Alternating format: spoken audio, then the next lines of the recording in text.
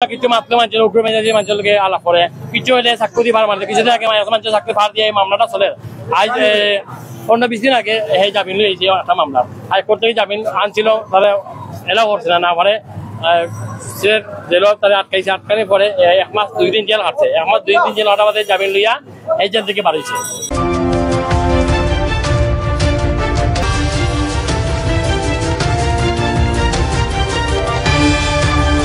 একটা ব্যবসায়ী প্রতিষ্ঠানের মাঝে এইভাবে ন্যাক্কারজনক হামলা, আমরা এটার তীব্র নিন্দা ও প্রতিবাদ জানাই এবং পুলিশ প্রশাসন আইছে, প্রতিষ্ঠাপক আইরা কিন্তু সঠিক তদন্তের মাধ্যমে আমরা চাইলাম যে প্রকৃত দোষী রায়হান সহ তার লগে আরো সহযোগী যে 2-3 জন আছে দৃষ্টান্তমূলক শাস্তি দেওয়া কেবল রায়হান ধরো মৃত সাজান মিয়া ছিলেন এই তাকুয়ার জমিদার আর কি, তাকুয়া যে পেছনেও দোকান এই যে চাইনিজ কুড়াল ওই যে সাথে আরো 2-3 জন ছিল, ওদেরকে চেনা যায় নাই। আমি শুধু রায়হানকে শনাক্ত করতে পারছি এবং ভিডিওতে দেখা যাচ্ছে শপ রয়েছে, সেই শপে দিনে দুপুরে চাইনিজ কোরাল দিয়ে কুপিয়ে দোকানে বেশ কিছু ক্ষয়ক্ষতি করা হয়েছে।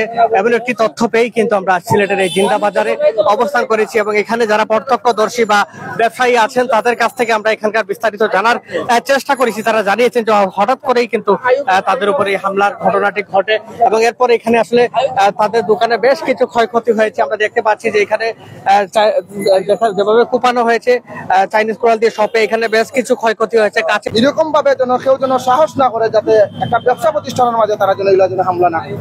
একটা বিষয় জানি, এই যে প্রকাশ্যে চাইনিজ কোরাল নিয়ে দিন দুপুরে এত দুঃসাহস আসলে তার কোনো দলীয় পরিচয় নাই, দলীয় পরিচয় নাই। আমরা যতটুকু শুনছি হ্যাঁ মাদকাসক্ত এবং নেশা করে সবসময় নেশার রূপে থাকে। আর এ হইলো একজন ব্যবসা করে, হইলো একজন নেশা মাদকের ব্যবসাও করে। প্রশাসন আইসি নিন, প্রশাসনের সঠিক তদন্তের মাধ্যমে তারে দ্রুত সময়ের ভিতরে তারা অ্যারেস্ট করা হোক। কিছু হইলো হে মানুষের তিনি চাইনিজ কুড়াল নিয়ে প্রকাশ্যে এত এগুলা করে এইগুলা আজকে থাকি না, আজকে বহুদিন ধরে এগুলা করে। পরিবার থেকে তারা কোনো উদ্যোগ নেয় না, কোনো উদ্যোগ নেয় না। তারা পরে তারা ছাড়ি দিচ্ছে, মানে একবারে নিষেধ করে দিচ্ছে। তার বাপ মারা পর থেকে এবার নিষেধ নিয়ে গেছে, কিন্তু পরিত্যাগ করা হয়েছে কিনা না না এটা কিছু তারা করে না, এভাবে তারা কোনো কিছু করে না। সর্বশেষ আপনারা কি দাবি চাচ্ছেন? এখন আমরা চাচ্ছিলাম কিছুদিন পরে পরে মানুষকে মায়ের দূর করে মানুষের মারি দিয়ে আমরা ওই এই আজকাল তো আপনার যেতে এখন আলাপগুলা বিগত দিন হয়তো আমার কুকুর ভাই আপনার হে মারছে, তোমার বাইরে হে মারছে চাকরি ফার মারে এখানে খারাপ নামাই দিচ্ছে। কুকুর যাবে নাকি না যে মানে কিচ্ছু হইলো হে আই আমরা বাড়ি যে 1 সপ্তাহ আগে আমরা বাড়িতে এসে আমরা চাকুলিয়া ঘুরিয়ে মানুষের ডায়লগ দিয়ে গেছে এই কিচ্ছু চাকু দিয়ে লইয়া তার নাম রায়হান। ভাষা হইলো আপনার যে সাতলা আমরা যে আপনার ফেদাপট্টি করি ফেদাপট্টির পিছনে আরেকটা আমাদের ভূতালি। আসলে দর্শক যেখানে দোকানের প্রোপাইটর তিনি আসলে জানিয়েছিলেন, যিনি আসলে আজকে এই ঘটনাটা ঘটিয়েছেন, তিনি এর আগেও কয়েকবার তাদেরকে ধরনের হুমকি দামকি দিয়েছেন বা হামলার ভয়ভীতি দেখিয়েছেন এবং এরপরে কিন্তু আজকে ফাইনালি আসলে দিন দুপুরে প্রকাশ্যে চাইনিজ কুড়াল দিয়ে এই সবটিতে তিনি আঘাত হানে এবং এরপরে কিন্তু এখানে উত্তপ্ত একটি পরিস্থিতি তৈরি হয়। জিন্দাবাজারের আশপাশের মানুষগুলো একত্রিত জড়ো হয়, প্রশাসনের কর্মকর্তা যারা আছেন তারাও কিন্তু তৎক্ষণাৎ এই খবরটি আসেন দোকানে এবং আমরা যদি দেখি আপনাদেরকে লিজেন্ড এবং ইমপ্রেস দুটি শোরুমে কিন্তু আমরা দেখতে পাচ্ছি যে হামলা হয়েছে এবং দুটি শোরুমেই মোটামুটি ক্ষতি হয়েছে। আমরা দেখতে পাচ্ছি এখানে আমরা দীর্ঘ বছর ধরে আমি যদি সব সরকারি সুযোগ সুবিধা দিয়া পাই না হন সেটা আমার দুঃখ লাগবে।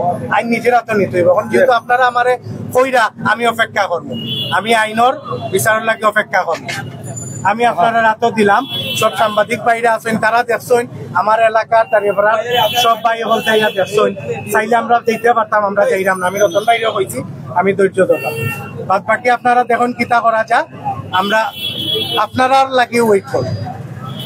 আপনারা তার বাসার যান, তার ফ্যামিলির মানুষ আছে, ঠিক আছে আমি চাইলাম, আমি জানা চাইলাম আপনারা এখন তার বাসার যান, অনখান্দাতেও জন্য ঠিক আছে। আর আপনারা আমার ক্ষয়ক্ষতি দেখিয়ে গেছেন, ঠিক আছে। আরেকটা রিকোয়েস্ট, তার জমিদারি দোকান হইল আপনারা তারারে আনিয়া কইয়া যান এটা বন্ধ রাখতো।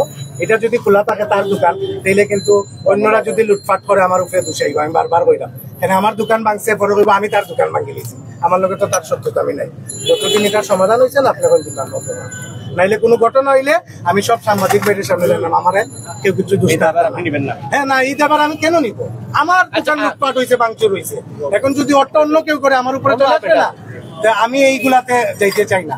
দোকান যতদিন মামলা হচ্ছে এখন যাব, যতদিন এটার সমাধান হচ্ছে না দোকানটা বন্ধ থাকুক, আপনারা বলেন। আচ্ছা ঠিক আছে, আপনার কাছ থেকে জানতে চাইবো আজকের এই পরিস্থিতি কেমন দেখেন?